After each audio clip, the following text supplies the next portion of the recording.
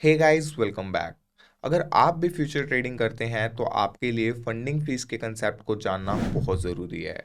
Funding fees आपके trading account को काफ़ी ज़्यादा इम्पैक्ट करती है। ये आपके प्रॉफिट्स को काफ़ी इंक्रीज भी कर सकती है एंड आपके प्रॉफिट्स को डिक्रीज भी कर सकती है। आज की इस वीडियो में हम आपको फंडिंग फीस से रिलेटेड कुछ सीक्रेट्स बताने वाले हैं जो कि आपकी हेल्प करेंगे प्रॉफिट्स जनरेट करने में। एंड इसी के साथ साथ कुछ इंपॉर्टेंट एस्पेक्ट्स कवर करने वाले हैं, जैसे कि फंडिंग फीस क्या होती है, कैसे आपके ट्रेडिंग अकाउंट को इम्पैक्ट करती है, कैसे आप फंडिंग फीस कैलकुलेट कर सकते हैं। एंड लास्ट में हम आपको बोनस टिप देने वाले हैं जिससे आप फंडिंग फीस की स्ट्रेटजीज का यूज करके प्रॉफिट्स जनरेट कर सकते हैं। तो मेक श्योर इस वीडियो को एंड तक पूरा देखिएगा, काफी हेल्पफुल आपके लिए वीडियो रहने वाली है।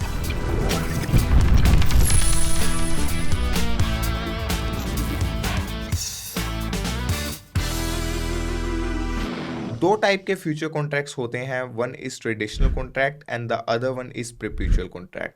ट्रेडिशनल कॉन्ट्रैक्ट जिसका एक्सपायरी टाइम होता है 1 मंथ, 3 मंथ, 6 मंथ एंड कुछ इसी तरीके से। On the other hand perpetual contracts जिसका कोई एक्सपायरी टाइम नहीं होता है, you can hold them as long as you want. बस एक कंडीशन है कि आपकी फ्यूचर पोजीशन लिक्विडेट नहीं होनी चाहिए। अब हम जो लोग यूज़ करते हैं वो मोस्टली परपेचुअल कॉन्ट्रैक्ट को यूज़ करते हैं एंड परपेचुअल कॉन्ट्रैक्ट के अंदर फंडिंग फीस अप्लाई होती है। जैसे कि आपने देखा होगा कभी कभी स्पॉट एंड फ्यूचर ट्रेडिंग के प्राइसेस के अंदर डिफरेंस होता है। सपोज कीजिए स्पॉट ट्रेडिंग के ऊपर बिटकॉइन का प्राइस 10,000 रुपीज़ चल रहा है एंड फ्यूचर ट्रेडिंग के ऊपर बिटकॉइन का प्राइस 10,100 रुपीज़ चल रहा है।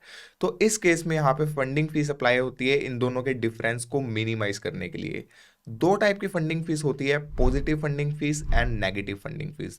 जब स्पॉट का प्राइस फ्यूचर के प्राइस से कम चल रहा होता है तो वहां पे पॉजिटिव फंडिंग फीस होती है, और जब फ्यूचर का प्राइस स्पॉट के प्राइस से कम चल रहा होता है तब वहां पे नेगेटिव फंडिंग फीस होती है।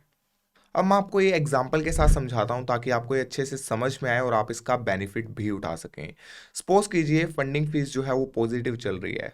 पॉजिटिव फंडिंग फीस कब होती है? जब फ्यूचर का प्राइस स्पॉट के प्राइस से ज़्यादा चल रहा है।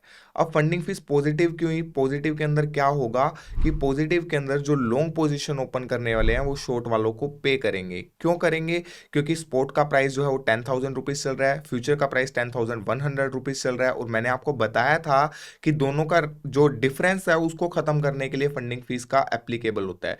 तो अब जो 10,100 फ्यूचर के ऊपर प्राइस चल रहा है वहां पे जो भी बिटकॉइन को शॉर्ट करेगा, उस प्राइस को खत्म करने की ट्राई करेगा, उसको फंडिंग फीस मिलेगी। और फंडिंग फीस देगा कौन? जो कि पोजीशन को लॉन्ग कर रहा है, यानी कि बिटकॉइन को लॉन्ग कर रहा है। तो फंडिंग फीस जब पॉजिटिव होती है तो लॉन्ग वाले शॉर्ट को पे करते हैं, और फंडिंग फीस अगर नेगेटिव होती है तो शॉर्ट वाले लॉन्ग को पे करते हैं। और वो भी मैंने आपको बता दिया कि नेगेटिव कब होगी? जब सपोज कीजिए स्पोर्ट के ऊपर प्राइस चल रहा है 10,100 रुपीज एंड फ्यूचर के प्राइस ऊपर प्राइस चल रहा है 10,000 रुपीज, यानी कि स्पोर्ट का प्राइस फ्यूचर के प्राइस से ज्यादा है।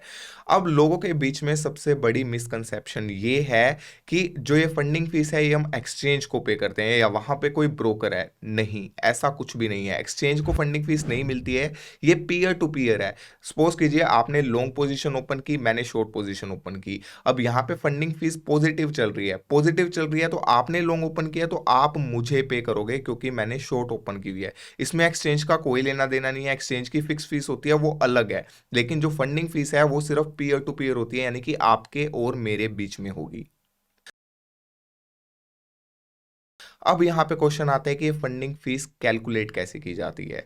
तो यूजुअली हमने देखा है कि जो फंडिंग फीस है बाइनांस के ऊपर 0.01% की होती है।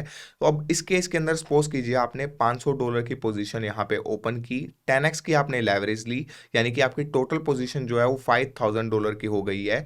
एंड उसके ऊपर 0.01% की फंडिंग फीस, यानी कि $5 की आपकी फंडिंग फीस लग रही है एक टाइम की। अब जो फंडिंग फीस जो है हर एक्सचेंज की अलग अलग हो सकती है। कोई एक्सचेंज जो होता है वो पूरे दिन में एक बार चार्ज करता है, कोई एक्सचेंज 12 घंटे में चार्ज करता है, कोई एक्सचेंज 4 घंटे में चार्ज करता है। बाइनांस की बात करें, जो कि मोस्टली यूजर्स बाइनांस के ऊपर ट्रेडिंग करते हैं, तो बाइनांस के ऊपर फंडिंग फीस जो है वो एवरी 8 आवर्स के अंदर चार्ज की जाती है, यानी कि एक दिन के अंदर 3 बार फंडिंग फीस चार्ज की जाती है। तो फंडिंग फीस कैसे कैलकुलेट होगी? $5,000 की आपकी पोजीशन थी, उसके ऊपर आपके $5 की फंडिंग फीस लगी, बट वो 3 बार एक दिन के अंदर लगेगी, यानी कि आपकी टोटल फीस जो है वो $15 की लगी। अब हो सकता है अगर आपकी पॉजिटिव फंडिंग फीस थी और आपने शॉर्ट किया हुआ था मार्केट को, तो आपको वो फंडिंग फीस मिलेगी, और अगर आपने उल्टा किया हुआ था तो आपको फंडिंग फीस देनी पड़ेगी। एक्सचेंज का इसमें कोई लेना देना नहीं है। जो लॉन्ग और शॉर्ट करते हैं वो आपस में ही इस फंडिंग फीस को एक्सचेंज करते हैं। जैसे कि आप अभी तक वीडियो के अंदर बने हुए हैं, तो मेक श्योर इस वीडियो को अभी लाइक कर दें। अब हमारी बारी आती है बोनस टिप की, जो कि आपके लिए काफ़ी ज़्यादा हेल्पफुल रहने वाली है।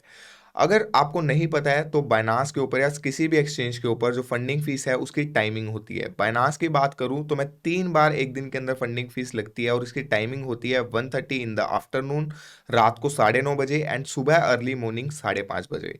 तो अगर आप फंडिंग फीस से बचना चाहते हैं, सपोज कीजिए आपने कोई ट्रेड ओपन की हुई है और उसमें आपकी हैवी फंडिंग फीस लग रही है, तो आप वो फंडिंग टाइमिंग से पहले अगर ट्रेड क्लोज कर देते हैं तो आपकी फंडिंग फीस नहीं लगेगी। यानी कि सपोज कीजिए 1:30 पे अगर आपकी फंडिंग फीस लगने वाली है, तो अगर आप 125 पे या 129 पे अपनी पोजीशन क्लोज कर देते हैं तो आपकी फंडिंग फीस नहीं लगेगी। देन फंडिंग टाइमिंग खत्म होने के बाद आप उसको वापस ओपन करते हैं 135 पे, 140 पे, तो आप इस तरीके से फंडिंग फीस से बच भी सकते हैं।